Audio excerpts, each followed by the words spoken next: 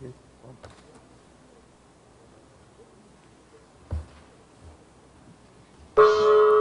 Tertúlia.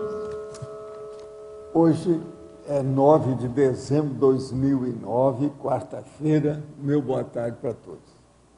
O número do verbete é 1411, 4 páginas, 48 logias e 5 máximas. O título, quer dizer, o tema é aterrissagem forçada. A especialidade, quer dizer, a linha de pesquisa é a ressexologia. Definição. A aterrissagem forçada é a ação intraconsciencial terapêutica da consciência lavada subcerebralmente no mundo da Lua, voando, sem pousar, necessitada de reciclagem urgente ou de tomar contato com o solo pelo pouso pessoal em terra firme. A reciclagem intraconsciencial, os processos dolorosos das deslavagens cerebrais, o repúdio ao almoxarifado da muletaria dos costumes e hábitos jurássicos, a demolição dos andames subcerebrais e dos embustes ideológicos, a extinção dos bagulhos energéticos, o grilhão da inconsciência, as artimanhas e estratagemas das lavagens subcerebrais, os procedimentos desumanos dos fanáticos dogmatas doutrinadores, a fuga às argumentações racionais, as anomalias, os desvios e os descaminhos cognitivos, o enrijecimento, engessamento, congelamento e a fixação de pensamentos retrógrados, o autoenfrentamento indispensável da realidade incômoda, o despertamento para a inevitabilidade dos altos esforços, a entrada do projetor consciencial deslumbrado em recesso projetivo, o tranco energético do despertamento da parapsicose pós-dessomática, quer dizer, o choque dentro da segunda dessoma. Agora, eu chamo a atenção aí para vocês, na caracterologia, dentro da divisão lá da argumentologia, 5 categorias de lavagem subcerebrais, conforme a natureza da manifestação patológica. Na remissiologia, nós falamos da soltura mental somática. E a frase enfática: toda lavagem subcerebral exige a deslavagem correspondente, sendo ideal quando ocorre antes da primeira dessoma da consciência, para não complicar o transe da segunda dessoma. Você já foi vítima de alguma lavagem subcerebral a ponto de necessitar de aterrissagem forçada? De qual natureza? Então, aí nós estamos vendo que a chance da gente estudar essa situação que ocorre com a maioria das pessoas é bem mais fácil do que se pensa. Agora, ó, se pode aumentar, aqui que tem só 5 máximos, pode-se aumentar a sinonímia, a sinergismo, binômio e a culturologia. Eu quero dizer para vocês que na maniologia está errado, está escrito nosomania, é nosomania. O original disso aí já foi corrigido. Agora a pergunta: quando a paratransmigração interplanetária de grupos de consciências chega ao planeta destino, o que acontece a essas consciências de forma a conseguir a respectiva compatibilização psicossomática de uma forma coletiva? São recepcionadas por comunex específicas? Ou são colocadas parasocialmente no nosso cotidiano devido ao processo do holopensene individual existente em cada consciência terrestre, permitir otimizar essa adaptação? Olha, tanto uma coisa quanto outra ocorre. Tem o processo de recebimento grupal e tem a inserção da pessoa dentro dos processos da vida humana. O que eu quero dizer para você é o seguinte: você está querendo estudar muito esse assunto. As paratransmigrações, elas ocorrem continuamente. Num nível da Terra do jeito que está, isso sempre existe. Agora, é necessário colocar na cabeça o seguinte, a maioria são temporários. O povo que chega aqui. E é muito menos aqueles que ficam. Quer dizer, os definitivos são em menor número. Existe evolução sem predisposição? Até um certo ponto, sim, devido ao processo da intenção, a vontade da pessoa. Ela que seleciona. Tem gente que gosta de ficar parado. Tem gente que desejaria que pare o cosmos, que eu quero descer. Tem gente que pensa assim, o que é que a pessoa que suicida? Ela quer fugir da sua realidade. É a maior frustração que ocorre com ela. Que ela vai enfrentar do mesmo jeito, a mesma continuação, tudo permanece daquele jeito em uma situação pior. Que às vezes a pessoa sai da Belinha e entra na Melex. Aí ela vai para o Melexário. Considerando o exemplo das consciências patológicas transmigradas, o processo da transmigração interplanetária em si parece tratar-se de uma mudança da água do aquário. Não é bem a água do aquário, é o recheio do aquário. Não é a água. Recheio. Todo aquário tem um recheio decorativo, há um cenário. Há elementos, instrumentos, objetos participativos do aquário. Não é a água pura que está lá dentro. Então vamos devagar com isso. Há uma mudança de holopensene para pior. O holopensene é o recheio de tudo. É o cenário vivo e recheado. Então, o que leva essas consciências a ganhar a predisposição para a evolução? Elas vão ganhar pelo seguinte, elas fizeram muita besteira. Então, chega lá, elas vão ter que lutar novamente contra os elementos naturais, os elementos da natureza. Aquilo faz a pessoa pensar. Agora, vai haver a briga entre os líderes, cada um da marginalidade no meio deles, e o negócio primitivo. Outra coisa, a condição do cérebro, você tem que desenvolver, redesenvolver o processo cerebral, porque vai entrar em corpos de Cro-Magnon, presta atenção. O que muda no paracérebro que permite isso? Muda, vai depender da vontade da pessoa. Como a consciência obtém a inteligência evolutiva? É através do alto esforço, é o que nós estamos fazendo aqui. Agora veja, essas pessoas nunca vão perder aquilo que já conquistaram. Elas vão ter dificuldade de se manifestar com aquilo que elas conquistaram. Isso ela tem que arranjar o ambiente. Por isso que o processo de evolução é muito bem feito. Agora, aqui há uma regressão de meios, de ambientes, de instrumentos, de potenciais, de possibilidades, não há dúvida. Poderia nos esclarecer sobre os sofrimentos dos animais e vegetais? Se uma consciência não regride, como explicar tal sofrimento? Existe karma para animais? Escuta, consciência não regride para ser sub-humano, mas ela regride do ponto de vista do bem-estar dela, da zona de conforto, do equilíbrio que ela tem, da harmonia íntima dela. Isso aí ela regride. Isso é um processo dela, ela gosta. Agora, o problema todo é o seguinte, vamos entender, a consciência é criada simples e ignorante, quer dizer, o princípio consciencial. Ali, dentro do processo da sub-humanidade, não há tanto sofrimento, porque eles nem têm noção do que é o sofrimento, e o processo, eles estão atinentes, adequados, totalmente envolvidos na questão do instinto. O instinto, então, a pessoa está sempre quente com ele, então ela sente menos o processo de dor, de sofrimento, do processo das intempéries e outras coisas mais. Agora, vamos entender. Ao passo que ela vai caminhando, ela começa a aumentar aquilo que eu chamei aqui um dia desse, a sensibilidade geral da consciência. Aí ela começa a sentir dor e sofrimento, até chegar num ponto que ela também supera aquilo.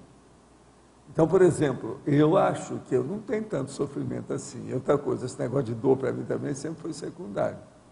E tem muita gente que passa por isso. Outra coisa, eu não tenho aquela imunidade, que é aquele setor que às vezes a pessoa tem dentro da fisiologia, que ela fica sem dor. Não é isso, eu sinto dor. Mas eu relevo isso, eu não tenho, nunca tive tanto problema com essas coisas. Entende? Então, veja, eu acho que chega num certo ponto que a gente domina. Então, falar em sofrimento e dor, isso aí é tapiação dogmática de religião. Isso é besteira, e é coisa que artista gosta, né? Artista chora lágrimas, de riso e lágrimas. Sofrimento o tempo todo, faz parte do processo da arte. Então, é o problema egóico da pessoa. Então, vamos entender, dentro desse ciclo da evolução, a pessoa primeiro, ela tem o sofrimento dela, que é atenuado pela ignorância natural, porque ela é simples e ignorante. Depois, ela adquire a noção do que é o sofrimento, daquilo que é o bem-estar. E depois, ela fica com o bem-estar e anula o sofrimento por si mesma. Nós estamos na fase da anulação do sofrimento, da anulação da dor. Gente fica chorando muitas mágoas aí, principalmente certos homens que a gente conhece, né? Que homem, às vezes, vira uma criança, né? Quando tem alguma dor no dedão, no hálux. A mulher, não tanto, que ela já foi acostumada, através de muita parturição, não é isso? O negócio vão abrindo as entranhas para sair alguma coisa. Esse negócio não é fácil. Agora, gente, eu estou vendo que a nossa Rosa não veio hoje, não é isso? Agora, quem é da equipe dela aí que faz as revisões? Tem alguém? Tem? Você trabalha com ela. Então, o que eu queria dizer é o seguinte, eu queria só chamar a atenção, eu vou te dar o papel aqui. Nas achegas que o povo tem feito, de modo geral, tem 4 coisas que eu queria chamar a atenção, de vez em quando eu faço isso, a Rosa sabe. Primeiro, o verbete do singular, o acréscimo do singular. A maioria, às vezes, quer fazer os acréscimos e coloca no plural. O verbete, eu dou mais preferência para fazer tudo no singular, e não no plural, tiro os S. Outra coisa, a pensenidade. Às vezes é bom pensar se o caso não é autopensênico. A pessoa só coloca pensênico, ela não lembra que às vezes tem o auto, que dá muito mais força para aquela, vamos dizer, argumentação que ela está querendo entregar. Uma outra coisa, não sair do megafoco, estar atento ao tema. Tem gente que entra e começa, vai para o acostamento. Outra coisa, atenção para a síntese das fraseologias. Não adianta me dar um discurso enorme, porque eu não uso isso na enciclopédia. Tudo meu é sintético, é conciso, é reduzido, sem ficar acanhado e sem também criar mutilação.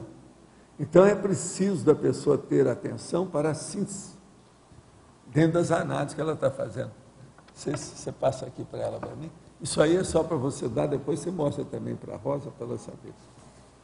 Agora, gente, aqui no tertuliário, eu quero lembrar aquilo que de vez em quando eu falo para vocês, falando aqui na linguagem antiga, dos processos filosóficos e literários, aqui é o albergue onde se corta o pão da verdade. Isso é a minha, vamos dizer, imagem para o dia de hoje para vocês, tá certo? Aqui é o albergue, onde se corta o pão da verdade. Agora, eu estou falando isso que eu estou muito satisfeito com a coisa que aconteceu comigo hoje, que eu vou confessar aqui para vocês. Eu sou uma espécie de cobaia-mor.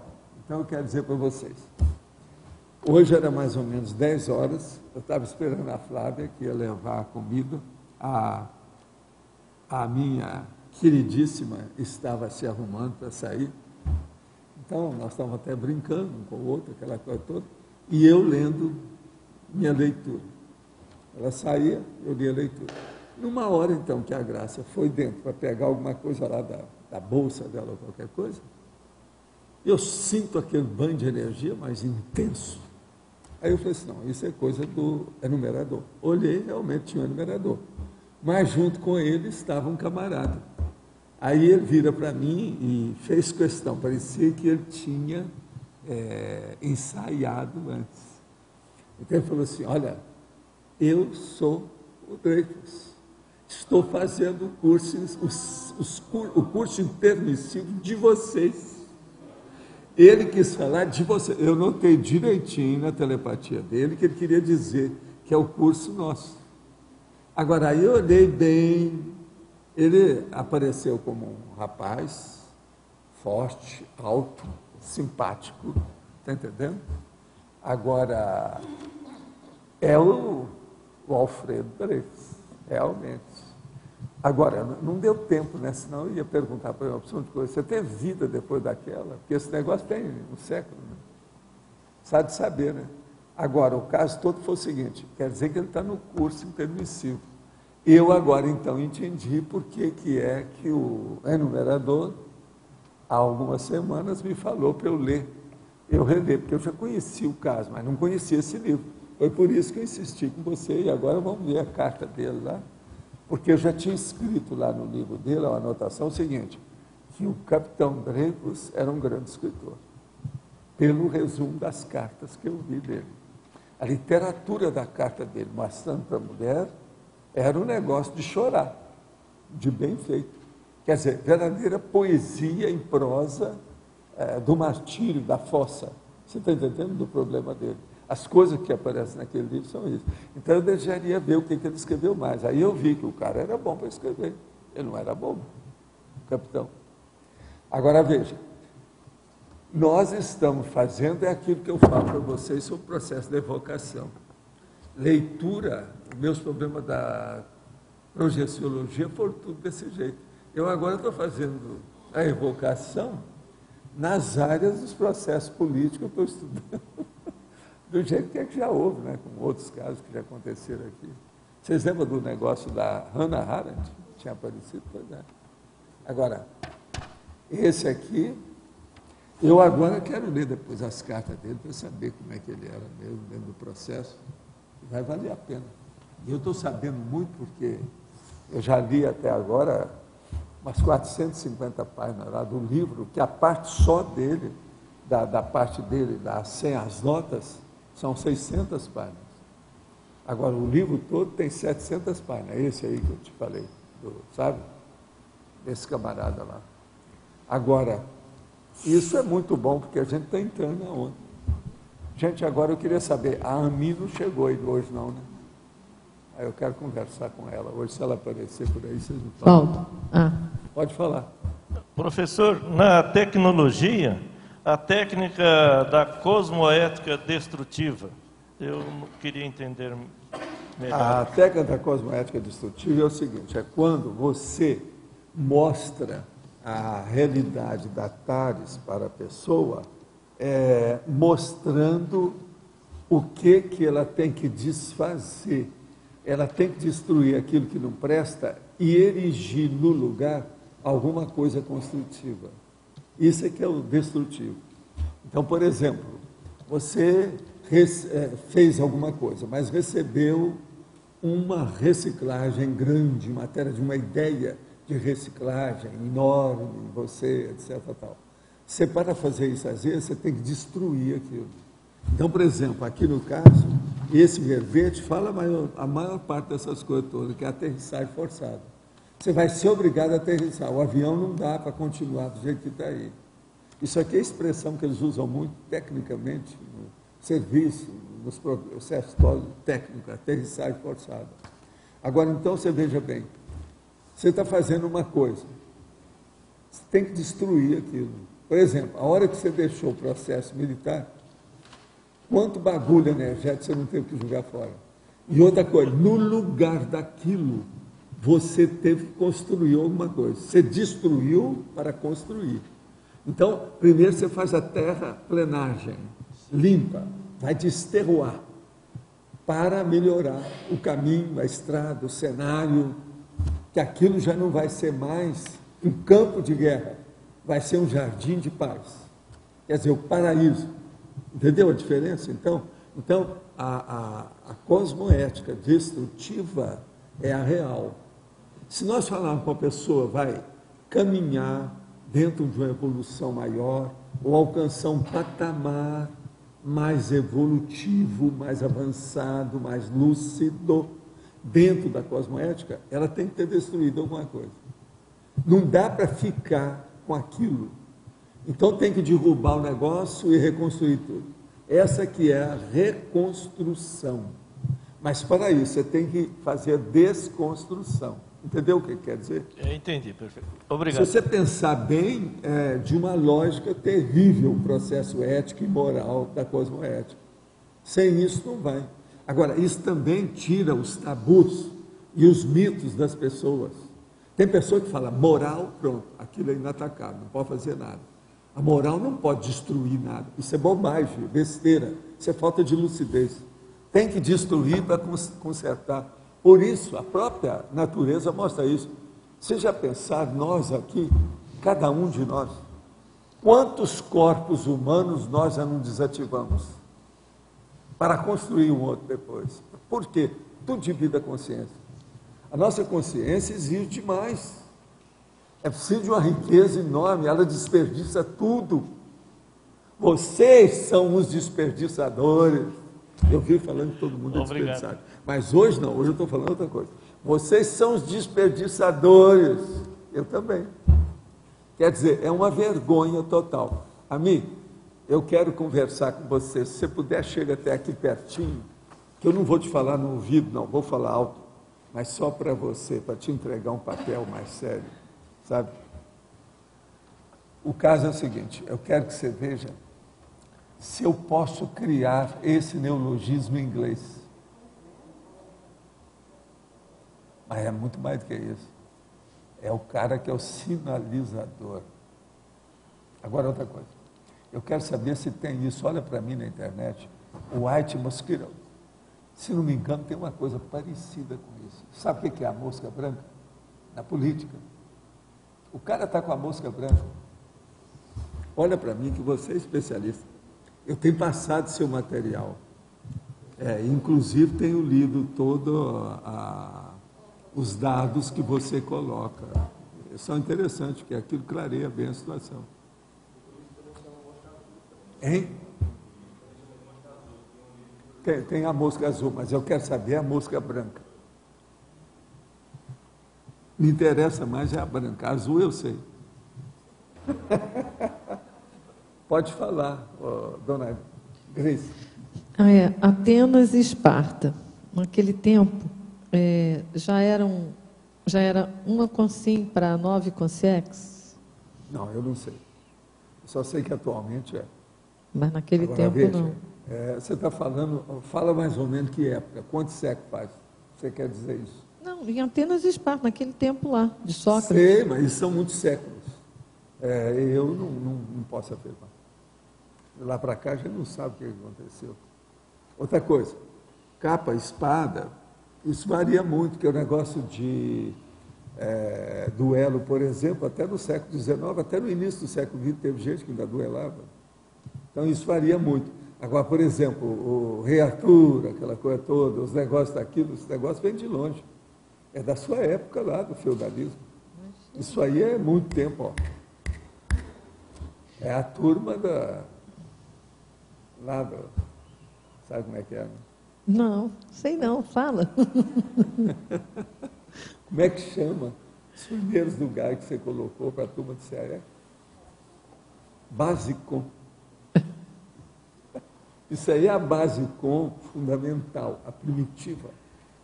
Agora veja, isso aí a gente não sabe, né, na ocasião, o que aconteceu de lá para cá, porque de 1100 para cá começaram as reurbanizações. Eu não sei se isso diminuiu, se aumentou, como é que é. Eu não tenho ideia.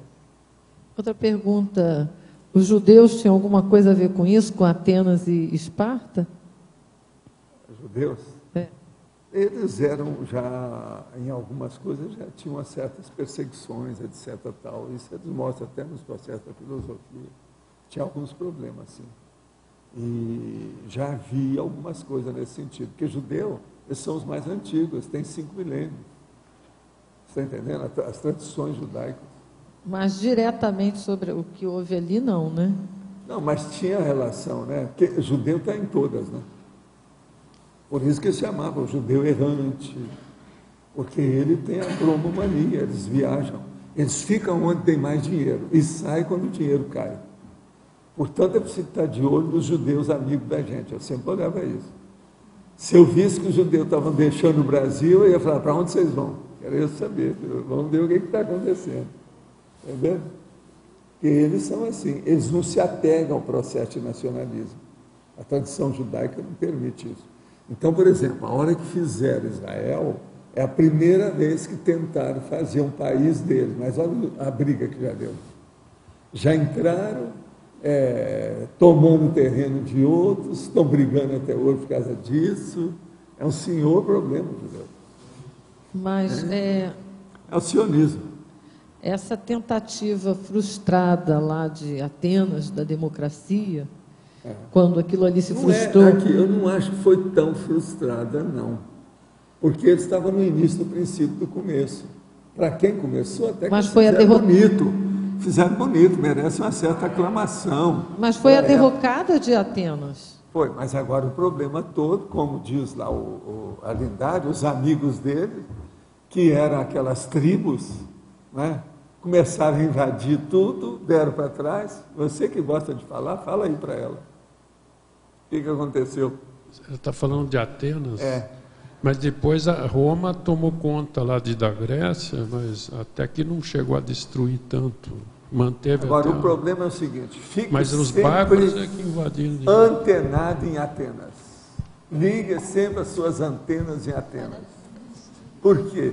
Uma boa parte de vocês passaram por lá. Agora, quem me falou isso foi professor lá do curso Intervicil. Por quê? É uma coisa normal. Atenas não era a cabeça intelectual, pensante da história? É ou não é? Relativamente. Agora veja, quem é, a não ser a cabeça pensante da história, que viria fazer o curso Intervicil? Agora... Isso é eles ponderando comigo, o nosso amigo lá, é um professor lá do curso Intervicil. Relativamente, estava bem à frente do seu tempo. Agora, eu acho que tinha alguma coisa extrafísica que interferiu lá, não é possível, porque não, o pessoal interferiu, mas isso já vinha com os judeus, já vinha com os egípcios, já vinha com os chineses. Esse povo todo se juntou para ver o que ia fazer. Agora, o problema é o seguinte, tinha as pítias, as pitonisas, muita gente foi para lá.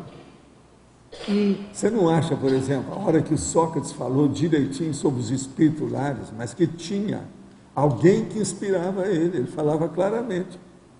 Eu ouvi a voz... Agora... Sócrates, que é considerado o pai dessa história toda, o pai da sabedoria, o pai da filosofia. Pois tudo é na base de oráculo. Agora, ele mesmo esteve lá, mas antes disso, já havia os processos de iniciação. Ele e o Platão tinham parapsiquismo, falavam até de outras vidas. Uma outra coisa, na hora que o cara chega lá com a tábua de 10 mandamentos, presta atenção, esse cara, chama Moisés, ele era egípcio. É antes disso. Presta atenção. Você está colocando o negócio dentro do seu timeline, dentro da sua cronologia. E esses 500, lá os 500, só teve que passar 2000 anos. A gente já fez alguma coisa antes que fez muita besteira antes, né? Esse período. Não, mas os juntos... À vontade. Vocês tiveram muita experiência, muita liberdade. Não, eu estou falando juntos de novo. Muita coisa foi feita, mas agora o povo dispersou, cada um foi trabalhar no lugar, vários entraram em etnias diferentes para ajudar. Outra coisa, as interprisões do grupo Karma seguraram a porção deles. Alguns apareceram aqui, outros não puderam vir, outros estão no meio do caminho. Por exemplo, vocês acham que esse capitão Dreyfus, ele passa por uma aprovação daquela 4 anos e 3 meses lá na Ilha do Diabo, em Caiena? Vocês pensam que aquilo é à toa? O cara saiu de lá praticamente quase um cadáver, vomitava, tinha febre. O diabo, não era fácil, na hora que foi tirado de lá, que ele foi para ver se fazia a libertação dele, né? Levaram ele para Reims, aquele negócio todo lá, saiu de navio, de bote, esse troço todo da época. Não é fácil. O cara passou por isso. Agora, vocês acham que uma pessoa vai passar por alguma coisa dessa sem ter culpa do cartório? Ele tinha culpa do cartório no passado dele. Envaldo, isso é recomposição, né? No curso grupo kármico, dentro das etapas, seria o que? Uma recomposição Seria a etapa da recomposição ali que ele estava passando? Ele aí está nessa história. Agora, me deu vontade de fazer uma opção de pergunta, se eu pudesse, né?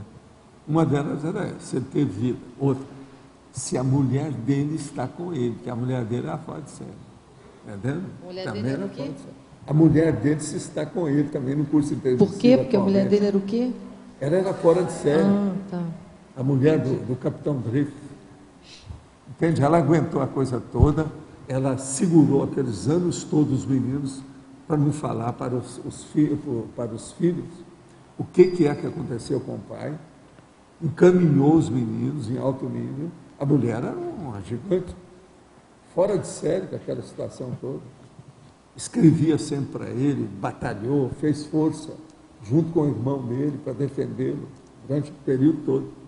Gente, nunca houve um escândalo, por exemplo, no Brasil, porque o Brasil é cheio de escândalo, mas o povo está acostumado com isso, ninguém dá valor, né? Mas nunca houve um escândalo assim, com tanta repercussão, do jeito que houve isso na França. Nunca. Aqui eu não lembro de nada que tenha dado. O processo Dreyfus foi uma guerra pior do que o problema da Revolução Francesa, sem ter matado muita gente, matou menos. Quer dizer, gente que se matou, suicídio, etc., infarto, miocárdio, derrame. Mas foi uma coisa de doido. E agora tudo foi centralizado na pessoa dele, sendo que ele era inocente. Uma coisa impressionante, outra coisa, vários países foram envolvidos nisso. Tudo quanto é ministério, autoridades, partidos, todas as autarquias, departamentos, condições da França, todo mundo foi envolvido nisso. Todas as cabeças apareceram, na época, participar de alguma coisa, tomar partido de um lado ou do outro. Agora, ali via direitinho quem é que era judeu, quem é que era contra os judeus. Uma vergonha, né? Ok? O Rui Barbosa tomou partido. E muitos livros... Fora da França, muita gente, em vários países, haviam já esses clamores públicos, que o povo acha que isso foi feito agora, devido ao problema da globalização. Não, essas explosões populares já havia mais de 100 anos. Esse livro lá comprova isso tudo, mostra o dia, onde, quando, quantas pessoas participaram, qual era o objetivo. Impressionante. Né? Esse caso Dreyfus tem muitos livros que a gente lê que se referem, inclusive esse do... Não, mas esse do Morin também se refere. Esse do Bredan, liquidou. Agora, não adianta. Porque tem que ler o caso Dreyfus. Né? Ele levou tudo, não tem jeito. Ali não sobrou nada, não ficou pedra sobre pedra, é detalhe. É impressionante o negócio. Agora, tem temas, está tão bem escrito o negócio que você quase que participa da coisa, você entra no cenário. Ele é impressionante. O livro é muito bem feito.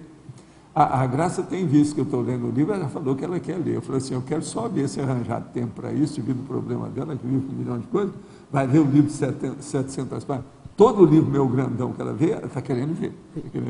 Tudo ela quer ler, sempre foi assim. Eu procurei desde os 19 anos. Nas principais livrarias. Durma com o barulho dele. Eu procurei das principais livrarias, existe em espanhol e é 20 e tantos reais, também novo, em espanhol. Em português. Não, arranja o negócio em português. Não tira isso não, porque mas existe para você brigar com o texto. É bom que seja o português. Tem no sebo em português. Compra, vale a pena. Me dá vontade de comprar uma porção disso aí para a gente dar para umas pessoas aqui para ler. E seria, assim, um castigo suave, muito bom para algumas pessoas. Para ter o problema da politização, entendeu? Você é uma pessoa que precisa de ler isso. Isso vai te ajudar. Valdo. Vamos arranjar aí uns livros, ver se tem, vamos comprar vários para a gente dar para a turma. Seria bom. Você podia aprofundar agora seria bom eles republicar esse livro. Agora, se fosse republicar, se alguém for fazer uma reedição, fala comigo que eu mando a revisão. Eu tenho feito a revisão, que eu estou lendo o livro, eu faço a revisão. Tem dezenas de coisas erradas, sabe, de tipografia. Eu tipografo. Bredan. Escreve Bredin, com N no fim. Bredin, do jeito que eu anunciei. Bredan, agora... Você podia, por favor, detalhar essa vinda dele, que houve uma evocação, tudo...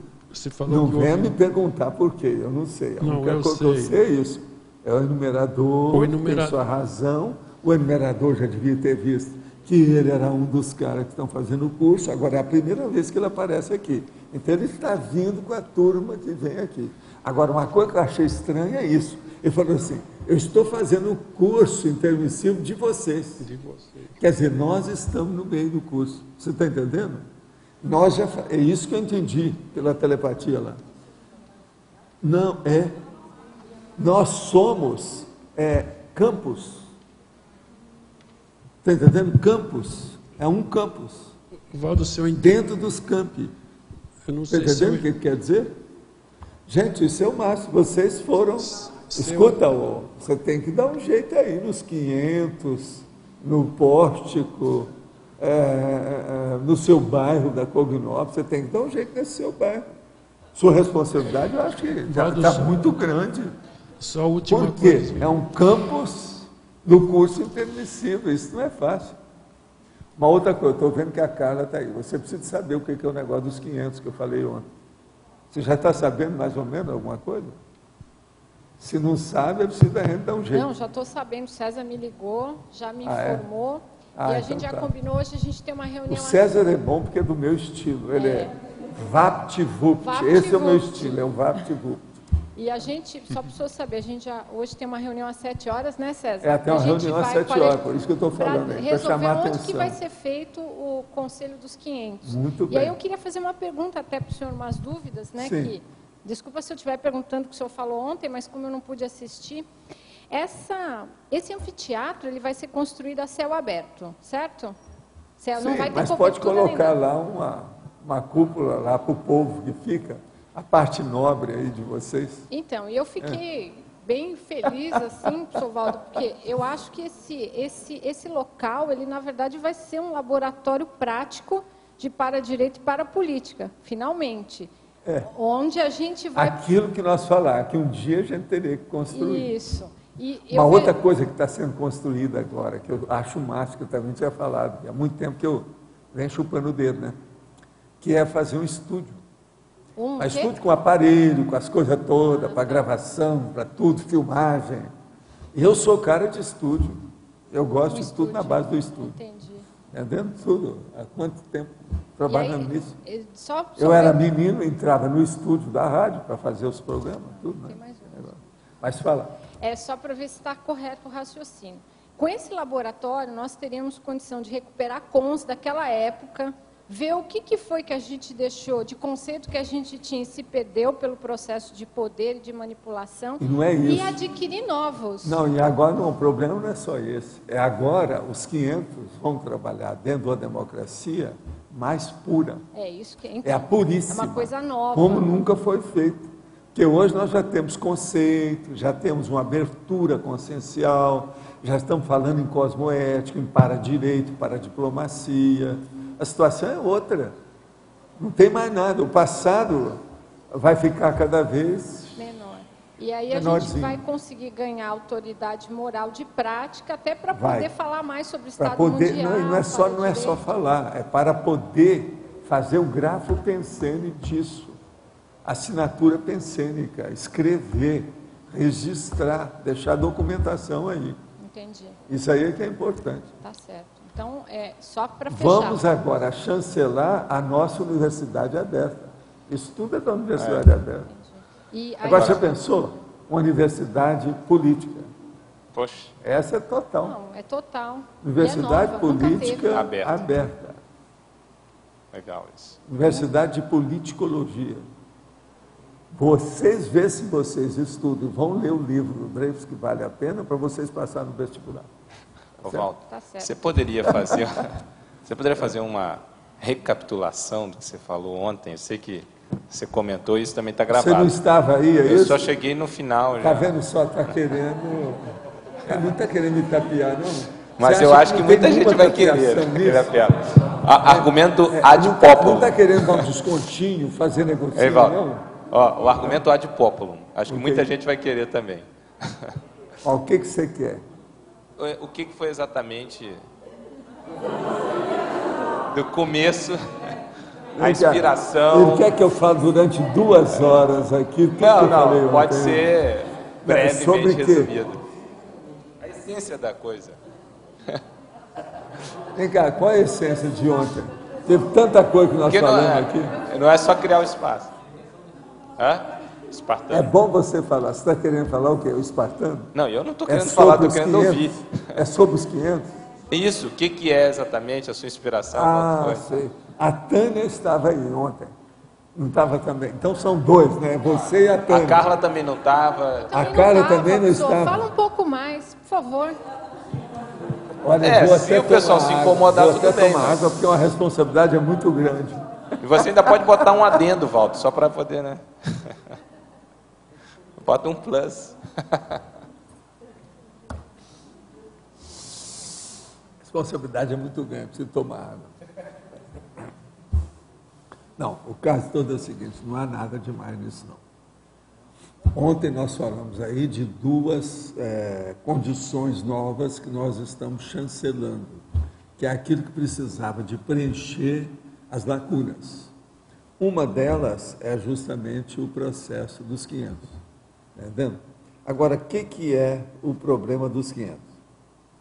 É dentro da politicologia, dentro da democracia pura, dentro disso que nós estamos fazendo, a CCI, o bairro da Cognópolis, o processo nosso, vamos dizer, dessa reciclagem intrafísica, seguindo a orientação da reurbanização planetária, que é isso aqui que nós estamos, ou falando do jeito que nós estamos falando hoje, que a gente é uma espécie de campus dentro do problema do curso intermissivo. Então, o que precisa?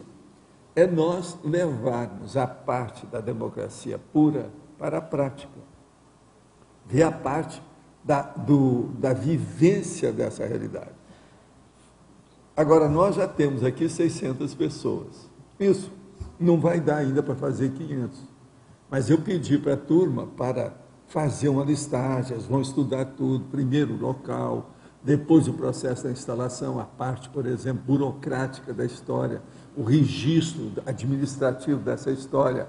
A nossa amiga Cristina estava aí, viu as coisas. Então, o que é que se passa? Fazer depois uma listagem e dá para ver se a gente arranja já 200 pessoas para decidir as grandes questões desse bairro. Então, por exemplo, depois, quando tiver 300, passa, em vez de 200, 300. Depois para 400, até chegar no 500. 500 vai ser o teto que a gente quer. São os 500 da Cognópolis, que é o que a gente tem que chamar. A praça lá vai ser a praça dos 500 da Cognópolis. Você está entendendo? Uma coisa mais ou menos nesse sentido, para mostrar como é que é. E aquilo vai funcionar como uma ágora, como lugar aberto, etc. Tal. Aí vieram aí as pessoas e começaram a falar como é que era o nome disso, na época da Atenas antiga, como é que tinha o local que havia, tinha tudo isso. Nós vamos fazer, na verdade, falando agora na nossa linguagem da conscienciologia moderna, nós vamos fazer o conceptáculo da politicologia avançada da democracia pura dentro do para-direito. Falando tudo seria isso, o resumo de tudo que eu falei. Então, isso aí, eu perguntei para a turma se já estava na hora. A maioria falou, não, está bem dentro do assunto. E outra coisa, isso era inevitável, eu teria que chegar aí um dia para expor isso aí para vocês, porque era inevitável. Aí eu peguei o negócio já do Vasconcelos, com o processo da democracia. Você lembra? Quantos anos faz que eu te falei que eu teria que mexer com o processo de política aqui, muito embora nós sejamos apolíticos e apartidários? Lembra? Lá embaixo. Quantos anos faz isso? Pois então, foi quando eu comecei com as tertúlias. Foi mais ou menos isso. O ciclo era justamente a de politicólogos, né? Foi. Uma das que você propôs. E outra coisa, ainda falava sobre você, sobre o negócio dos nomes que eles gostavam, que era politólogos, que eles gostam de falar. Falei assim, eu não gosto muito desse nome, né? Eu gosto mais do outro, é melhorzinho. Mas agora, você entendeu mais ou menos? Agora, tem que ver tudo o que vai acontecer com isso. Aí essa praça era o caso de fazer um anfiteatro, mas anfiteatro, quer dizer, a metade disso aqui, mais grandão, para caber até 500 pessoas lá, mas no cimento, uma coisa bem assim, rústica, como eu estava falando para ele, que é isso que seria o certo. Mas o negócio é que a pessoa não vai cair andando ali, tem que ser uma coisa de segurança, mais rústica, entende? Enfim, é uma espécie assim de local de futebol, só que tem bem feito, tá bom? Quer dizer, uma coisa diferente. Não, sem nenhum Maracanãzinho nosso. Agora é interessante, né, Valdo? Porque isso é a parte física, que na verdade, como você falou, é o conceptáculo para corresponder à parte administrativa, à parte da conviviologia e do holopensene. Agora, o ideal seria arranjar um lugar que coubesse 500 pessoas. Nada desse negócio de fazer a galera, não tem nada disso, é tudo igual, uma coisa só. E Geraldinas. O camarim do prefeito, não existe isso. Agora, lá, para fazer lá uma concha acústica, às vezes vale a pena. Uma outra coisa, vocês têm que estudar qual a direção se vai fazer uma concha acústica desde o início. Seria bom você conversar isso, César, com o Alexandre. Pelo seguinte, a rua está aqui. Essa rua que passa aqui é a que interessa. Então, veja, essa concha acústica, ela vai virar para a rua, ela vai ser de cima para baixo. Como é que fica? Isso aí tem que estudar. Talvez o ideal é colocar para a rua. Ela sai de lá, por exemplo, onde tem o restaurante, para cá. Você está entendendo? Para a rua, né? Aberta para a rua. Agora, vocês estudam, eu estou só dando palpite. Ontem era algo rústico para 500 pessoas. Hoje nós já temos uma concha acústica. Não, mas a concha acústica é a turma que falou, não fui eu. Que realmente isso vai acabar acontecendo. É assim, ó, chefe. Uma concha acústica, aqui, uma conchinha acústica. Não é concha grandona, lá é uma coisa menor. Tá, mas assim, ó, 500 pessoas, se a gente for pensar aqui, ó, o tertuliário tem 354 lugares. Meio círculo aqui tem 170, 180. Nós estamos pensando, então, em pegar uma metade dessa e multiplicar por 3, é isso? Isso. Mais ou menos. Perfeito, perfeito. Lá tem espaço para isso. Só que é no cimentão. Lá não tem espaço para isso? Tem que achar o espaço. Lá tem espaço. Vamos achar, vamos ver. Sabe por que eu acho que lá tem espaço? Não era onde era o lago? Por causa disso, de cá, o lateral. Agora, professor Valdo, lá tem espaço. Até construir uma obra dessa vai alguns meses, porque você vai fazer projeto, orçamento. Certo. Enquanto isso, vocês vão preparando os estatutos. Pois é, administração. Mas não seria, só uma pergunta, seria o caso de repente, então, abrir a possibilidade de funcionar provisoriamente no auditório do discernimento, em outro lugar? Sim, até porque nós, aqui, ó, se vocês arranjar 200 pessoas que assinam, nós devemos fazer uma reunião nova. Entendi. Professor. Outra coisa, melhor da história vai ser fazer o aborto. Fazer o quê? O aborto político. Sabe o que é o aborto político? Vamos entender só. Pode explicar. Não, vê se você entende. Vamos ver se você entendeu o que quer dizer com aborto político aí nesse caso. Está entendendo ou não? Não. Evitar reunião. A hora que você arranjar e fez 200, a primeira discussão que deve ter lá dentro para aprovar, fazer a aprovação, vai ser as demarches iniciais para fazer um estatuto geral disso. Então, vai ser o aborto. A própria pessoa já vai designar qual corpo que ela vai ter na próxima vida. Entendeu ou não? Não. Vocês entenderam o aborto? Vamos de novo. Escuta só. A hora que você arranjar, talvez o ideal seria, o primeiro passo, é arranjar 200 assinaturas. Mas tem que fazer um cabeçalho para isso, que o povo não pode assinar no escuro, tem que saber o que vai ser. A hora que tiver 200, vamos reunir logo lá no discernimento, no salão, lá cabe 200, muito fácil, e vamos ter a primeira aclamação de algum dos temas que vocês vão estudar para fazer os estatutos. Isso aqui é o aborto. A pessoa, ela vai designar o corpo que ela vai ter. Você está entendendo? Vocês estão começando a entender? Vamos melhorar o renascimento. Vai estabelecer as regras. Quando entrar lá, já está 100%. Esse aqui é o aborto político. É o processo que você faz com entende? É o precedente, o antecipado. Entende? Aí, no caso, eu acho o máximo. Vocês vão ver, Dulce, o que você acha disso? É correto? Pois é. Agora, veja, vocês querem coisa mais parapolítica do que esse aborto? Professor. As pessoas já vão regrar a própria vida dela. Você está começando a entender? Aqui, nossa. Não. Todo mundo já vai participar do programa para fazer. Não, qual útero que vai nascer o bebê? Não, eu quero esse útero. Não. Você está entendendo? Não.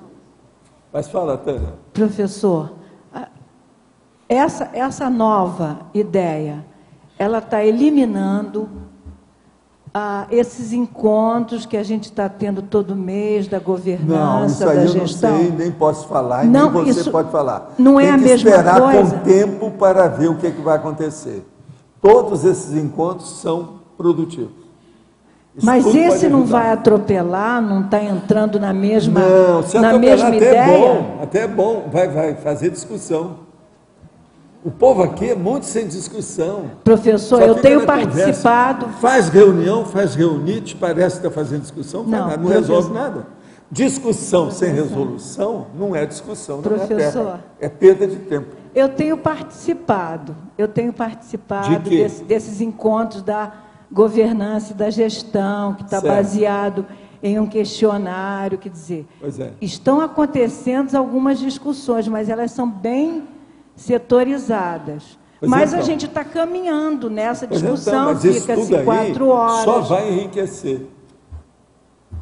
Agora, ó, desde já eu já vou prever o que vai acontecer para vocês evitarem. Daqui 1 ano, já estou falando, 1 ano, vai ter gente que vai aparecer e falar assim, ó, eu quero reunir os 500 para resolver um caso. Você vai ver, é só besteira. Professor, não vai ser uma via paralela? Hein? Não vai ser uma via paralela? Tem que ter critério. Você está entendendo, César? Mas isso vai ser inevitável. Mas esses critérios... Vai chegar gente até de fora com a ideia, assim, ó, estou aqui com uma hipótese, uma teoria fora de série com a situação, porque isso é que aconteceu. Eu estou falando tudo que aconteceu no Instituto, foi tudo assim. Tem que fazer uma coisa que tem que haver renovação, mas tem que ouvir todo mundo. Não. Vamos juntar isso aí, vamos fazer uma Assembleia dos 500, vamos ver quando é que vai ser. Agora, Valdo, que é o Conselho dos 500. Um ponto que vai entrar nesses critérios é a questão lá que tem até na democracia pura, que é a da habilitação. Tanto a autohabilitação quanto a habilitação. Isso até que a Tânia está colocando. Vocês têm que fazer também depois um kit e vender para as pessoas, para saber toda a estrutura e o arcabouço da democracia plena, para poder usar lá. Porque um erro que se comete é achar que democracia chega lá todo mundo com desnivelamento total e vai e fala. E não é. A pessoa, para decidir ou opinar sobre aquele ponto, tem que haver uma equalização mínima. Não, a primeira coisa... Esse é um dos pontos que pode chegar lá e perguntar assim, todo mundo está sabendo o que é o objetivo que nós vamos discutir aqui? Sabe qual é o tema da pauta? Aí, se todo mundo falar que sim, então vamos fazer o negócio da aclamação na hora. Não tem não tem nada. A pessoa tem que ter aquela habilitação mínima. Sem discussão?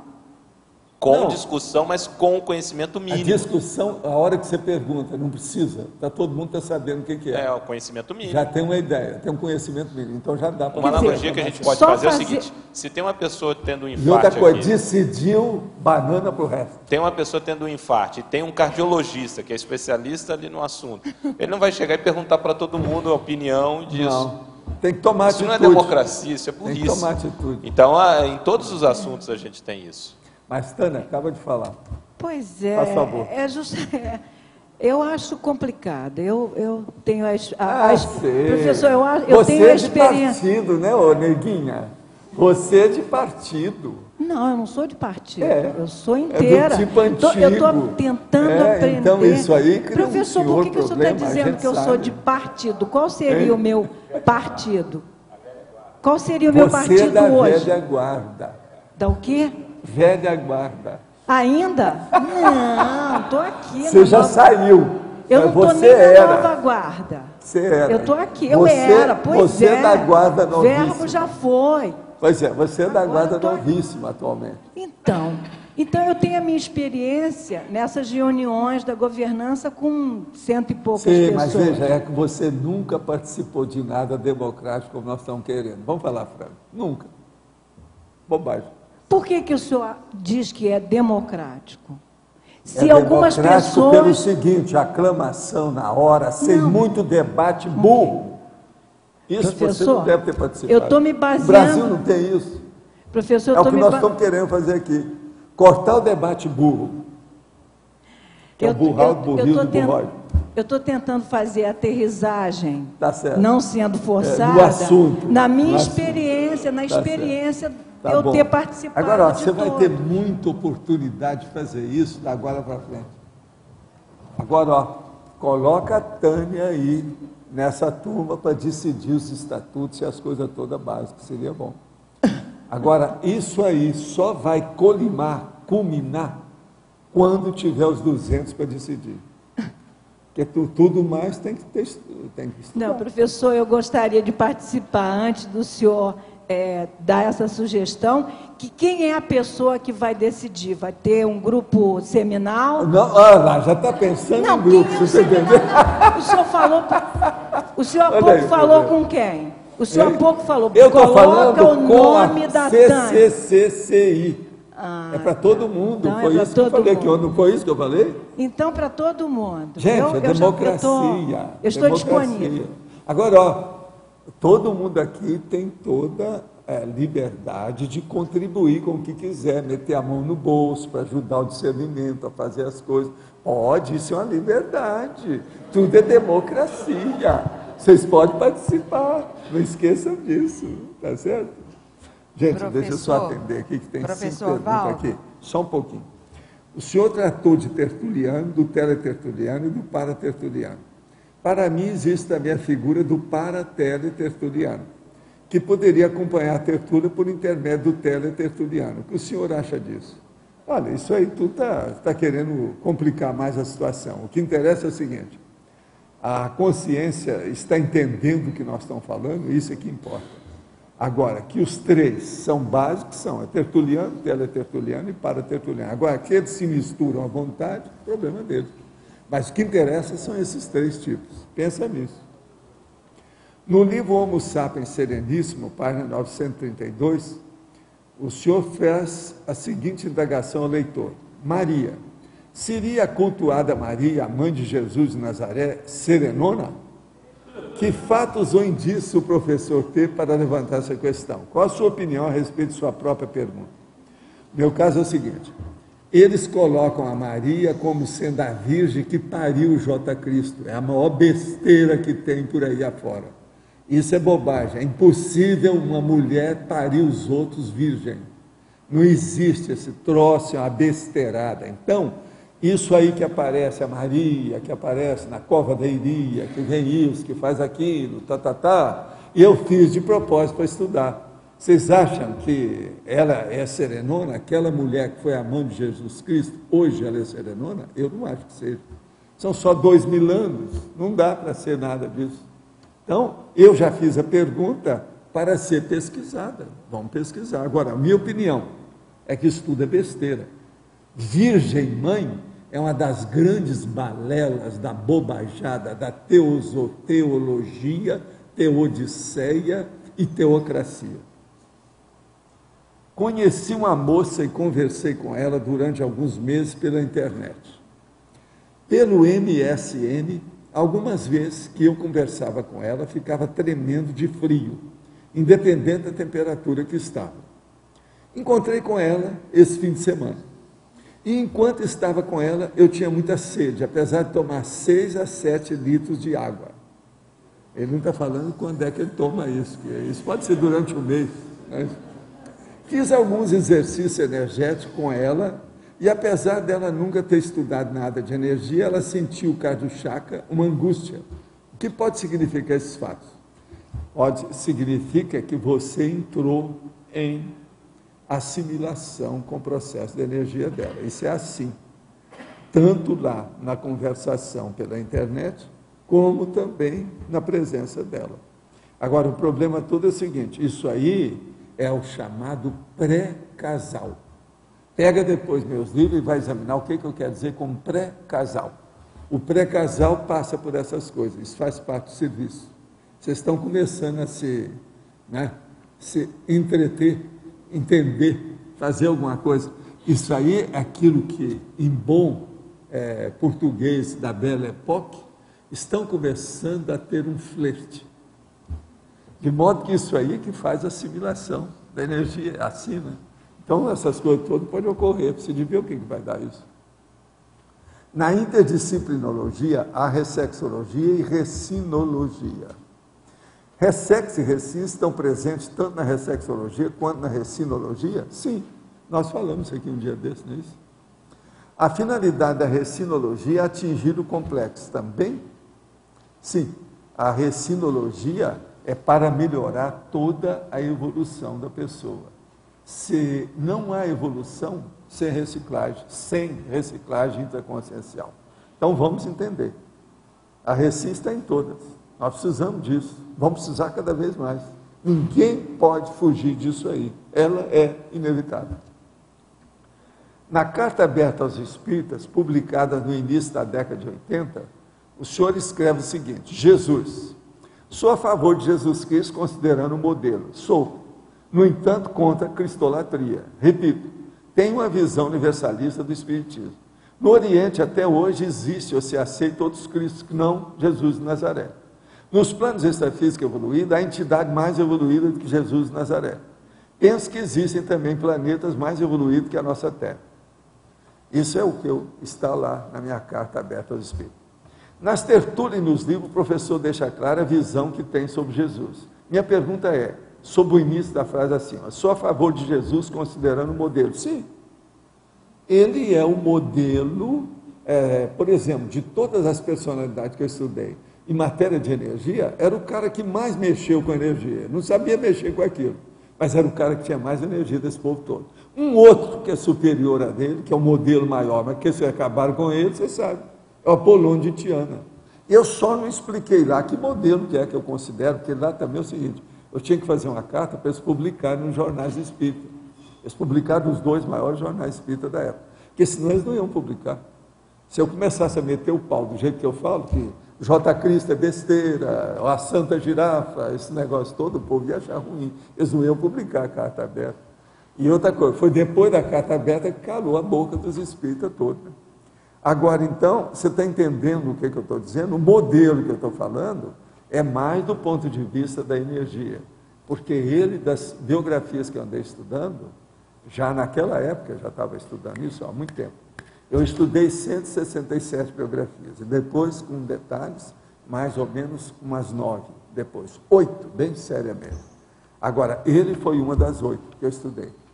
Agora, com isso, então, a gente via que em matéria de energia, parece que o cara que foi superior a ele, bem mesmo, em matéria de energia, foi o Apolônio de Tiana. Agora, tem aquele cara que vive assim, não, mas então o Apolônio deve ter sido ele numa nova encarnação. Foi na mesma época. É bobagem isso aí. Você sabe que os caras, eu falava, eles falavam isso, né? Chutava no negócio. Não tem nada disso. Então, o que eu estou dizendo é o seguinte, o modelo é esse. Agora, a cristolatria é besteira. Toda latria é da latrina, é da privada, não vale nada. A gente tem que acabar com isso, que é o processo da idolatria, a gurulatria, o problema da santidade e tudo mais que é que tem edúlias, as dúlias e edulias e etc. Tal. Isso tudo a gente tem que acabar com isso.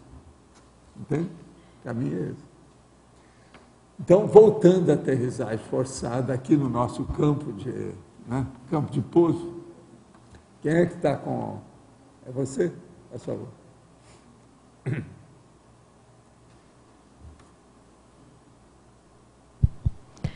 Pois é, eu gostaria de saber mais, assim, que você pudesse destrinchar essa perfilologia.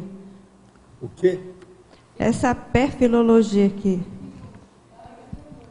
Na página 63, a perfilologia, a divisão a perfilologia. É perfilologia. O que você quer saber? Eu queria que você destrinchasse mais, explicasse melhor. Deixa eu só te explicar. A perfilologia é a divisão 4 dos verbetes que nós temos hoje. Essa divisão é feita com 4 seções. A elencologia, masculinologia, feminologia e hominologia. 4 ali, perfilologia, a divisão. Essas outras 4 são as seções. É assim que nós nomeamos isso aí. Agora, o que é elencologia? A elencologia é que faz o elenco, é que vai ter quais são os participantes do seu drama evolutivo. Quem é que entra? Drama ou tragicomédia? Aí depende como é que você analisa e faz o enfoque. Então, a sua evolução, quem é que participa? O casting. Quem é que é a turma que compõe o seu grupo evolutivo? Isso é elencologia. Mas na elencologia eu só coloco quando a pessoa pode ser homem ou mulher. Então é consciência, personalidade, pessoa, consim, são os nomes que eu coloco aí. Agora, na masculinologia, é quando a pessoa, ela se apresenta então, a consim, com o corpo androssoma. Já na feminologia, é quando a consciência se apresenta com o ginossoma. E na hominologia, é a caracterização sintética, geral, em cima do lance, das pessoas que têm relação com o tema do verbete. Isso, então, é feito em latim. O Homo sapiens. Então, aí, ó, nessa aqui de hoje, é o reciclante, o catalítico, o imaturo, o vulgar, o idólatra, o masoquista e o cosmoético. Esses que são dentro da hominologia. Com a hominologia, nós caracterizamos bem quem é do tema. Agora, por exemplo, aqui, ó, vamos agora analisar nesse tema, aterrissagem forçada. Na elencologia, consciência. Consciência é aquela consciência que ainda não evoluiu muito. Ela, então, está ainda mais dominada por aquela ignorância e a simplicidade da inexperiência. Então, ela é imatura. Agora, a consréu ressomada é aquela consciência extrafísica que está ressomando e que, às vezes, passou muito tempo na baratosfera. A consim baratosférica é justamente aquela consciex que veio, hoje ela é consim, e ela ainda é muito envolvida ainda na baratosfera. Então, por exemplo, certos autistas, certos doentes mentais, gente da oligofrenia, que não desenvolveu muito o cérebro, que há um retardamento dentro do processo da lucidez, são essas pessoas. Agora, a isca humana inconsciente, é isso que a humanidade é, né? 90% é isso. Quer dizer, são iscas humanas, esponja que não sabe que são esponjas, e fica chupando a energia dos outros, não sabe, e os outros chupando a energia dela. Agora, a pessoa incauta, orientada e dirigida por assediadores, quer dizer, a vítima de assediadores. A consim lunática, que é o serenita lunático, e a consciex lunática, quer dizer, que está no mundo da lua, que vive apenas dispersiva, sonha, imagina, fantasia, enfim, ela está sempre devaneando.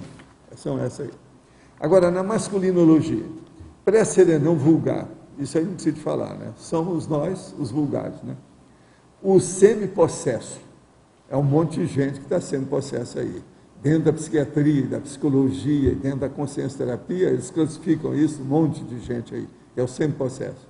Agora, os messias, aqueles que vêm e querem salvar o mundo, os salvacionistas e pseudo-deuses humanos, embaixadores da baratosfera. Agora, depois tem as mulheres, a pré-serenona vulgar e a semi-possessa. Por aí, então, você tem uma noção do que é as suas companhias evolutivas dentro desse assunto da aterrissagem forçada. Entendeu? Agora, ó, esse aqui é pequenininho, ele é pobre. A maioria dos verbetes hoje são mais ricos. Eu repito um monte de gente quando ele é positivo. É que esse é nosográfico. O nosográfico tem pouca gente. Entende? Nós não damos muito valor para a pessoa baratosférica. A gente dá valor para aqueles que estão saindo da baratosfera, que no caso somos nós, né? Eu, o Loche, o Arlindário. Vocês não, já estão lá na frente. Mas parece que nós três já estamos assim, saindo agora. O Adélio já está um pouco na frente, é ele que abriu a porta. Né? Mas, Adélio, você quer falar aí? O senhor comenta ali na última linha da página 61, a desmistificação da autoimagem idealizada. Seria a aterrissagem forçada o cair da ficha para a pessoa? A hora que acabaram as ilusões. Tem outras coisas aqui que eu andei falando, é bom você ler, deixa eu ver se eu acho aqui para você, que eu andei falando. A desarticulação dos mecanismos de defesa, né? A extinção dos bagulhos energéticos, a demolição dos andaimes subcerebrais, dos embustes intelectuais, entende? O repúdio ao almoxarifado da muletaria, tudo isso os processos dolorosos da deslavagem cerebrais. Está tudo aqui, está tudo falando. Então, basicamente, é aquele mecanismo entre a Ressex e a Recim e o aprofundamento da Recim também. Então, a pessoa, ela muda os hábitos. Tudo aí dentro. Tudo aí dentro. Não se pode fugir disso. É onde cai a ficha para ela o que ela tem que fazer. Quais são os atributos, né, que ela tem que trabalhar. Eu estou preparando com isso aqui a turma para chegar lá na Apex do Loche. Não é só na Apex, né, mas na OIC, na Consus, até na Evolução. Então, a chave aqui é a conscienciometria mesmo, né? A pessoa estar... Tudo, né? É conscienciometria, né? A chave é essa. É o estado vibracional, EV, para conscienciometria. Agora, gente, ó, aqui, pergunta. Na frase enfática, entendi que lavagem subcerebral exige deslavagem correspondente. Isso é, fazer a complexa das reciclagens intra- e extraconscienciais, Recim, Ressex, executada pela consciência antes da primeira dessoma. Não entendi quando o senhor menciona, para não complicar o trânsito da segunda dessoma. Sim, se você melhorar enquanto você está aqui, antes de dessomar, a sua segunda dessoma vai ser aberta, livre, solta, positiva, rápida, imediata. Agora, se você complicar muito, deixar muita coisa por fazer, ou não perdoar os outros, criar muito problema, arranjar coisa nesse sentido, a sua segunda dessoma vai ser um pouco complicadinha. Isso é muito fácil da pessoa pensar. Só ver como é que está a vida dela até o momento. Agora, a outra. Por experiência própria, por ouvir relatos de colegas novatos na técnica da TENEPS, observei que um dos pontos sensíveis ao assédio é o aspecto sexual. Bolas, isso é óbvio, mas isso todo mundo sabe, o processo sexo. Ele está precisando, nosso amigo precisa de ver lá o, como é que é? Special Law and Order. Unity. Victims Unity. O senhor poderia esclarecer como ocorre na prática esse tipo de conexão? O que fazer para se vacinar disso? Olha, para vacinar, eu vi falando aqui, uma das coisas mais sérias que tem é a fantasia sexual. Dá um jeito de você cortar as fantasias sexuais e ficar sem fantasia, porque a fantasia faz evocação. Vocês estão vendo as coisas positivas mesmo que nós temos aqui, as evocações que eu faço, até lendo o livro, sempre foi assim comigo. Vocês estão vendo aí, ó, vocês estão acompanhando minha vida agora, estão vendo meu dia a dia, como é que é. Dá para ver essas coisas todas. Agora, pensa bem, se eu fosse começar a ter fantasia sexual com certas coisas que tem por aí, porque tem gente que faz fantasia sexual com bicho subhumano, com mulheres, com homens, com meia mulheres e meio homens, quer dizer, com homossexuais, com lésbicas, com tudo isso. Você já pensaram, se uma pessoa começar a pensar nisso e fazer evocação, daqui a que ela vai parar? Como é que fica? Então, a primeira coisa é cortar as evocações através do corte das fantasias sexuais esquisitas, difíceis. Sou estudante de Conscienciologia e estou querendo passar uns dias em minhas férias de 2010 aí em Foz. Há algum programa específico a ser seguido pelos estudantes de Conscienciologia quando visitam o campus? Como funcionam essas visitas? Quem é que é a turma do acolhimento? Tem alguém aí hoje? É você? Cadê o? Faz favor, faz uma geral aí para nós. Olha aí o seu kit com a situação toda. Olha, escuta bem aí, companheiro, ó, que ela é da turma do acolhimento.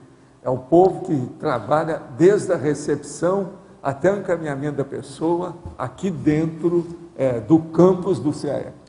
Nós temos uma equipe, então, que trabalha nesse serviço, que você pode entrar em contato pelo telefone 45 88 28 6630 ou através do e-mail acolhimentovoluntários@unicim.org, que nós estaremos, aqui esperando você, à disposição para tudo que você precisar. Só entrar em contato com a gente. Você é bem-vindo, né? É super bem-vindo, com certeza. Super bem-vindo. Veja só o que ela acabou de falar. venha, né? Que o nome dele é Gustavo. Gustavo. Já guarda aí. Gustavo, se for esse. Esperamos por você aqui. Uma pessoa dessa, a gente tem que falar o nome, não tem jeito. Tem que falar. Tá certo. Agora, gente, mais um. Existe algum eventual excesso espiritualista na terapêutica apométrica ou as informações são concretas, reais? Dê desconto, porque lá ainda tem muita noção de seita, religião, que é o processo espírita. Se o negócio não for puro, está danado. Se tem adjetivo demais, cuidado. Então, é preciso de ver. O nosso amigo andou trabalhando aquilo com muito amor e carinho, mas eu falei com ele na ocasião, cai fora disso, faz uma coisa, corre por fora, que é melhor. Mas ele deixou, porque ele estava doente, depois ele morreu. Foi o Lacerda que criou o processo da apometria. Ele frequentava meus cursos. Quem é mais que está aí? Pode falar.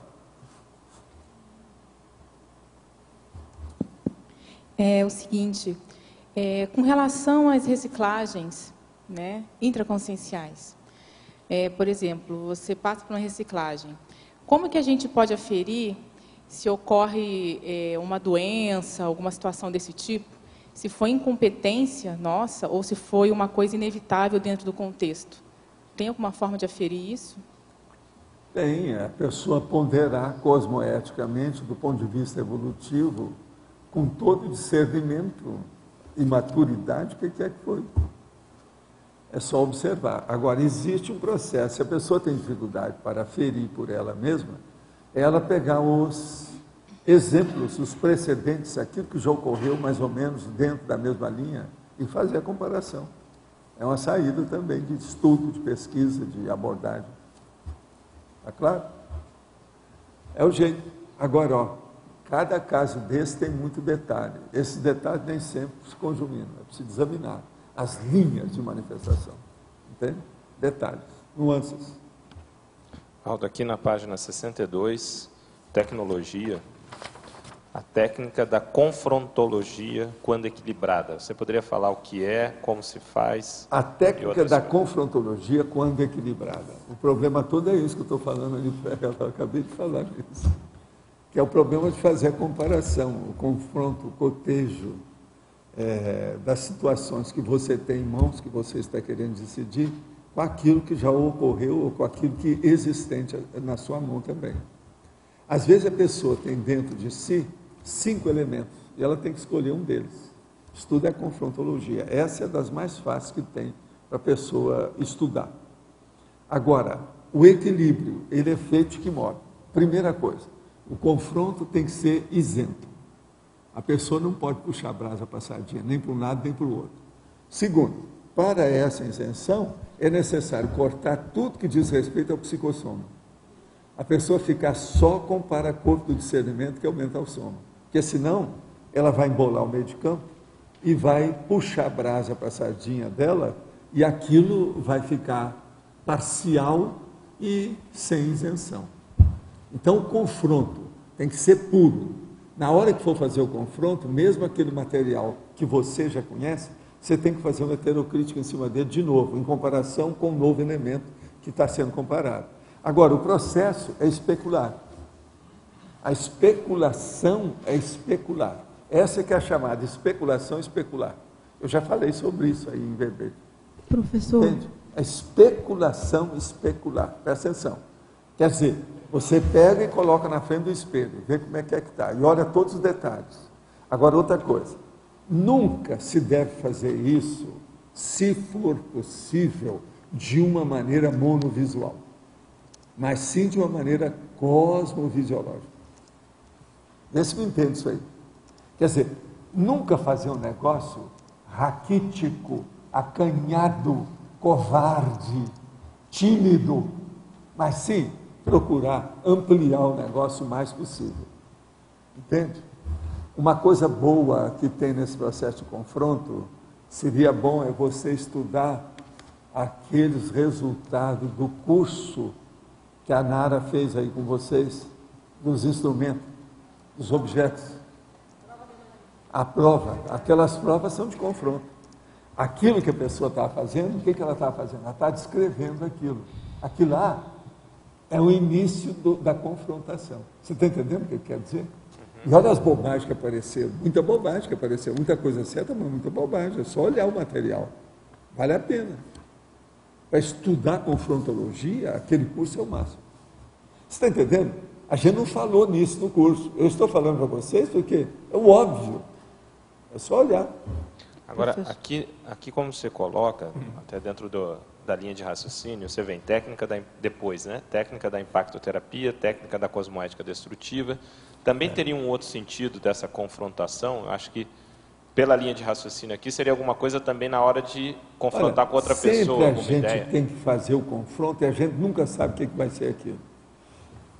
Vamos partir do seguinte princípio, que não é só filosófico, nem só do Adorno. Presta atenção. O que eu estou estudando no Adorno é justamente para meter o pau nisso.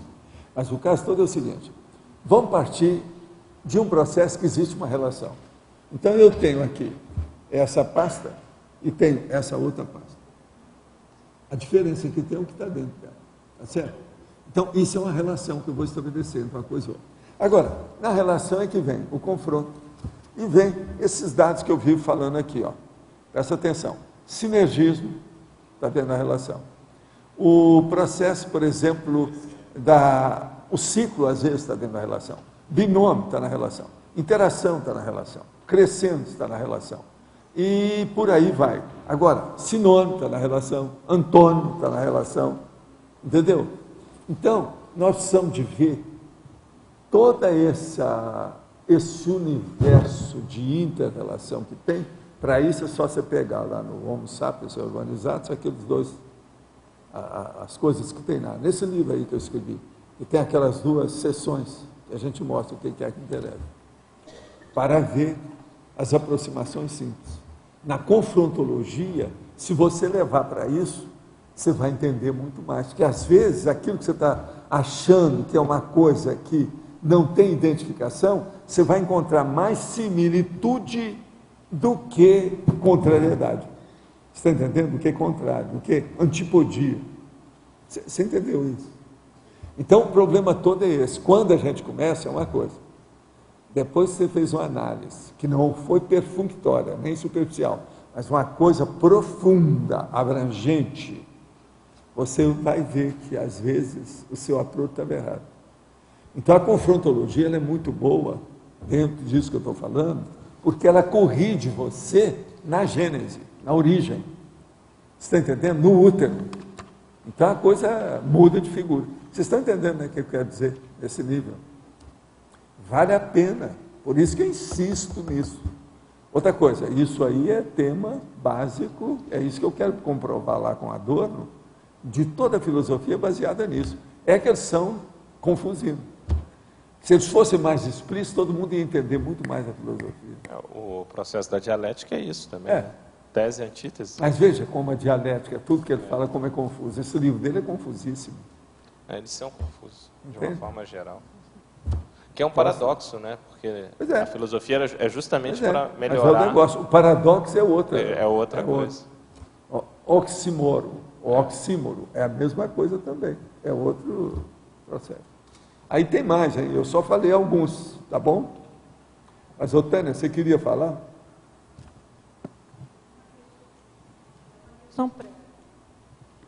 Agora tá? Era uma questão anterior, o senhor estava falando da prova da imagística, daquela prova. Sim. Que não podia, definir os critérios, porque a gente tem o resultado, está com a prova, mas a gente não, no meu caso, pessoal, né? Eu estou trazendo Não, ali não foi feito, foi assim, dar o veredito para a pessoa. Tu és uma burralda, ninguém falou nisso. Deixou para a pessoa estudar. Agora, sim, foi dado os critérios, sim. Eles colocaram quantos é que responderam, quantos não responderam, aqueles que chegaram a 200, aqueles que não chegaram. A maioria ficou bem menos, né? Menos de 100, né? A maioria. Então, é preciso ver isso tudo aí. Agora, veja, tudo é confronto. Uma outra coisa que aquilo serviu muito, viu, Tânia? São os dicionários cerebrais da pessoa. Aquilo ajudou demais. Mesmo, quer dizer, esse dicionário cerebral, ele aparece mesmo quando você tem o X do lado. O X do lado. Sempre aparece. O X do lado. Pois é. A minha página, uma das minhas páginas, X do lado. O X do lado. Pois é. Sempre apareceu. Aí a gente faz o quê? Como é que a gente pode lucidamente trabalhar? Eu recebi um chinês. A primeira coisa é Eu recebi um chinês, um filósofo chinês. A primeira coisa é o seguinte: tem que examinar onde é que faltou a sua observação, atenção e concentração mental.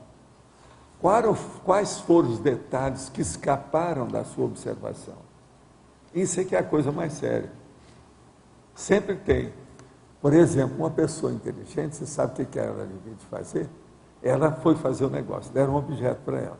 Ela arranjou 54 itens.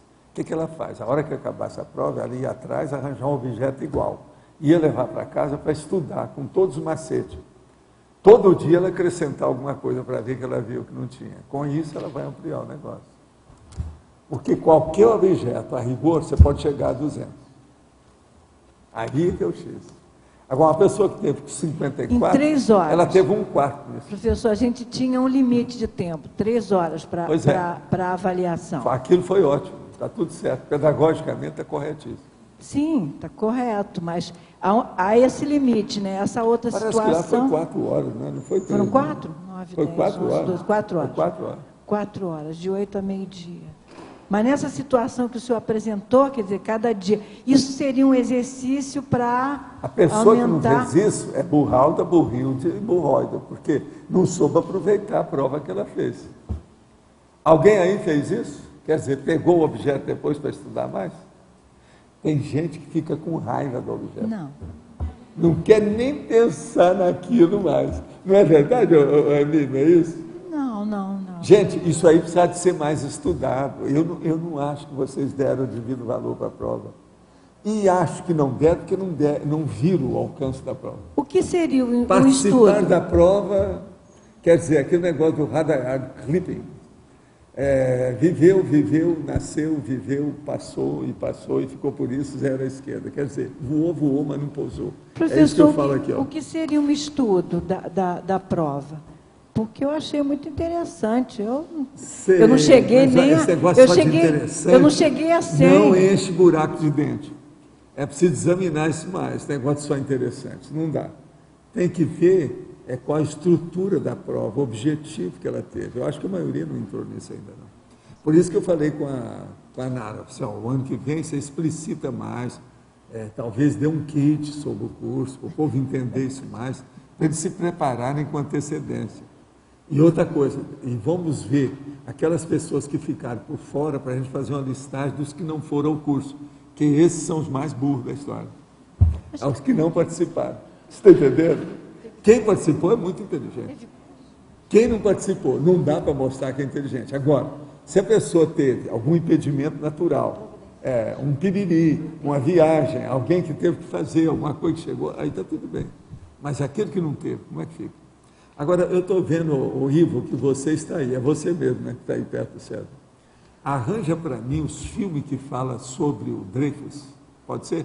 Que tem mais de um filme, parece, sobre o caso dele. Eu queria ver se tem algum bom. Qualquer coisa você pega o dinheiro aí comigo ou com a Kátia, para qualquer coisa, para a gente comprar os filmes, tá certo? Você compra, depois a gente acerta, tá bom? Vamos ver se ele arranja, né? Outra coisa, você também está especialista nesse negócio de comprar as coisas, talvez é bom você conversar com ele para ver se ele está atualizado. Ele está muito bom, ele que está estudando isso há mais tempo. Mas eu queria ver, para ver se tem algum filme, tem filme que eu não vi sobre esse assunto. Eu queria saber, porque eu agora estou por dentro da julgada, posso fazer qualquer papel dentro do elenco do caso Dreyfus, desde o magistrado até o dele mesmo. E o povo lá, os intermediários, tanto os pró quanto os contra, tanto os relapsos quanto os justos, entendeu? O negócio é vamos dizer, uma elencologia impressionante nesse caso, simplesmente impressionante, os caras todos que tem lá. A maioria tudo é nome francês, né? Tudo termina com acento grave no fim, né? Bravo, né? Esterhazy, não sei o que é, Dreyfus, né? Mas olha, você queria falar? Na tecnologia, Também no comecinho o senhor comenta a técnica do reflexo condicionado dos cães, né? Aplicado à pessoa suscetível. O que seria exatamente que o senhor quis enfocar fortemente aqui? É o condicionamento em si? É o behaviorismo? A maioria aqui é condicionado. Está cheio de cachorro aqui. O que muda são as raças. É uma cachorrada. Tudo é. O Plavol está funcionando por todo lado. A humanidade, gente, é constituída de cachorros de Plavol. Querendo ou não. Em matéria de pesquisa, todo mundo sabe disso. Do processo comportamental. Os pesquisadores, experimentadores, gente de laboratório, sabem muito bem disso. Cobaia. Que boa parte até tem... A psicologia ainda usa bastante, né? Pois é, behaviorismo. Agora, é a fisiologia, como eu falei, porque ele é o fisiólogo, né? Fisiólogo russo, Ivan Petrovich Pavlov. É o cara, está aí. É a questão de sair da ignorância, né? Você encarar a responsabilidade do conhecimento como um todo. Escuta, alguém aqui tem a coragem de levantar a mão para dizer que nunca teve lavagem cerebral? Alguém vai levantar a mão?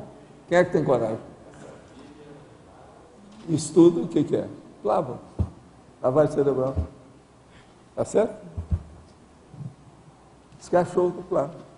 Eu acho estranho que a gente consiga ainda, nesses tempos, ter um processo, por exemplo, a religião tão forte. É uma coisa muito estranha. Como é que a gente consegue falar sem precisar estar latindo? Isso é o máximo. Agora, por isso que é que eu vivo falando aqui. O contexto de lavagem, professor, da religião ainda, que está muito forte. Pois é.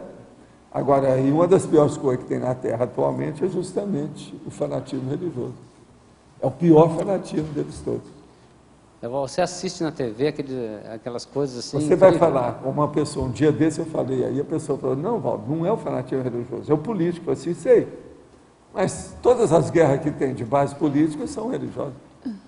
Antes tem a religião. Observe. Mesmo aquele que está contra a religião, fica fanático com o tempo. Quando é muito bravo. Todo mundo que é radical... Tinha um pastor lá condenando aqueles que queriam pagar com boleto. Queria que todo mundo pagasse à vista, né? Então ele estava dizendo que o cara ia para o inferno se pagasse com boleto, né?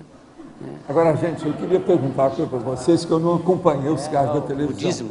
Esse negócio lá de Curitiba, eles acabaram mesmo com 30 ônibus? Machucaram 30 ônibus? 34 ônibus, sendo que 3 foram destruídos porque estavam dentro do ônibus. Tudo devido ao processo a partir do futebol? Vocês veem que tem coisa nisso, né? Aqui, ó, Curitiba, do tamanho que é 1 milhão e tanto só, né, que tem, né? Lá acho que não chegou nem a 2 milhões. E ter essas coisas todas, vocês veem que tem uma orquestração atrás disso. Quer dizer que é verdade, 34 ônibus. 34, teve alguma destruição, 3 foram mais destruídos porque estavam dentro. Né? Agora, a primeira coisa que tem, a polícia está pequena lá. Eles têm que aumentar o contingente. O contingente está muito reduzido. E o assédio, professor, começou de madrugada, antes do jogo. Eles soltaram... Então já era de propósito. Isso, de madrugada. Já foi tudo feito de propósito. Isso, de madrugada. Agora, gente, eles soltaram eu fogos. ainda não vi os jornais, que eu ainda não tive tempo, porque eu estou muito ocupado esses dias. Não vi, eu estou lá com um monte de jornal para ver assim. Alguém lê os jornais aí de Curitiba para saber o que é que se passa? As autoridades já estão tomando algum efeito nisso, mas acha que o negócio é orquestrado? Estão procurando, já estão empreendendo as pessoas. O Globo News não trouxe mais notícia nenhuma disso, não sei porquê. Estão investigando, já estão prendendo as pessoas que já viram que a maioria é da torcida organizada. Mas o problema é o seguinte, já viram que o negócio é orquestrado, que tem mais coisa? Isso não... E outra coisa, alguém já juntou aquilo que eu falei desde que eu vi lá na hora, o apagão com isso? Não, isso não... Então... Curitiba está precisando de gente mais viva, sabe? Acho que o negócio está meio... estão bobeando. O que eu ouvi também é que as torcidas estão dando todas as listagens de todas as pessoas que participam para a polícia, de todas as torcidas, né, organizadas. Estão abrindo o arquivo todas as torcidas. Mas agora o problema é a orquestração. Quem é que houve a infiltração? Quem é que está por trás disso? Para mim, tem relação com isso e a sabotagem nessas coisas todas. Agora, o Lula, que domina tantas coisas, ele está bobeando, precisa de alguém falar para ele. Ô Lula, olha aí, apagão e essa orquestração, que eu vi na televisão, os negócios lá que está sendo feito. Isso aí é orquestrado, tem gente atrás, olha bem. Isso é sabotagem. Professor? Te dizer o que é. Estou morando em Curitiba agora, né? E o pessoal ele começa a cantar hino de guerra, assim, na rua, né? E você vê aquela turma chegando num terminal e não tem o que fazer, assim. Então o pessoal tenta conter, mas quando entra dentro de um ônibus, né? Quem está ali que não está envolvido naquilo fica quieto e só quando para um ônibus com pedrada, assim, né? Destroem tudo, né? Que a coisa acaba. Mas alguém está comandando isso aí, tá na cara. Mas é torcida, não né? Não tem nada a ver com futebol. Futebol é a desculpa, é o meio que eles arranjaram. O objetivo não é esse. Está na cara isso aí. Professor. Sim. Professor. Eu estava em casa e aí eu vi a pergunta da Grace lá dos judeus e eu queria comentar uma coisa. Fazendo os fichamentos lá da pasta de judaísmo da Holociclo, me chamou a atenção assim, o tanto de diáspora. Aí eu fui atrás da primeira diáspora. Ela se deu, né, até onde eu achei, na Babilônia, no governo do Nabucodonosor, que hoje... Não, aí ele é sucessor do Hammurabi, aquele do primeiro... Sim, aí eu comecei a juntar como... Que tem o processo nosso, entende? De mandar matar, cortar, vida por vida, olho por olho. E como ela perguntou, e na mesma época, lá na Grécia, entrou o Solon, que fez também toda aquela legislação. Era só para tentar começar a juntar... Mas você não sabia disso? Historicamente, isso aí é óbvio. Mas isso é. Agora, são 5 milênios. A Babilônia, o Código de Hammurabi, está no início do princípio, do começo dessas histórias todas, igualzinho os egípcios e os chineses. Agora, os chineses aparecem menos porque eles nunca se pronunciaram muito, sempre ficaram aside, né, de lado. Então, historicamente, falta muita coisa, muito furo nessa história, para ver como é que é. Agora, o problema é o seguinte, 3, 4, 5, 10 milênios aí para trás. Vamos pensar de 10 milênios para cá que a gente começa a clarear as coisas. É o jeito. Não tem outra saída. Professor, sim. Aqui no setor A, quando a gente está fazendo a nossa autopesquisa e está afim mesmo de fazer grande mudança, já trabalha com EV constante, e você percebe que um dos seus principais mata-burro são os seus pensenes. Você mesmo se sabota constantemente. E você faz técnicas e mais técnicas para tentar mudar isso. E durante algum tempo, você até consegue dar uma mudança significativa. Mas depois, aquele padrão está sempre voltando, sempre voltando. É como se você estivesse sempre correndo atrás do seu próprio rabo e não conseguisse sair daquilo. Existe alguma coisa mais significativa que possa ser feito para te ajudar nisso? Primeira coisa, isso aí é a reação do uróboro, que é correr atrás do próprio cauda. O uróboro, a pessoa que não sai do lugar. Agora, isso quase sempre, quando chega nisso, é porque a pessoa estacionou de vida alta sério. Isso é alta sério. Porque quando a pessoa quer uma coisa nova, ela joga fora as coisas velhas. Isso está ocorrendo com você? Tá. Então, a primeira reação que você tem que fazer, você cortou todos os bagulhos energéticos? Aquilo que eu identifico.